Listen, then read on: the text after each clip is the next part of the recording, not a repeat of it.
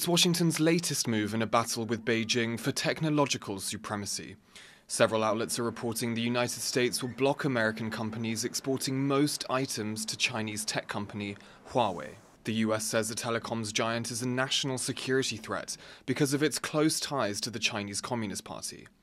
But Huawei also owns a chip-making firm, and Washington's latest restrictions come after it unveiled sweeping export controls to stop China from making advanced semiconductors, the brains of modern electronics. These advanced technologies, these advanced chips, have really become a focal point in the technological competition, but also more broadly, the sort of geopolitical competition between the US and China. Taiwan produces more than 90% of the world's most advanced chips, and most of those are made by one company, TSMC. Well, Mr. Prime Minister, it's great to see you again. But it's the leaders of the Netherlands and Japan that US President Joe Biden wants to comply with the controls most. That's because Dutch and Japanese companies produce the technology that makes high-tech chip-making possible. One Dutch company, ASML, is the only firm in the world that can make machines essential to mass-producing high-tech chips.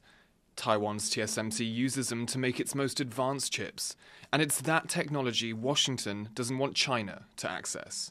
Bloomberg reported last Friday that the two countries would sign on to the curbs.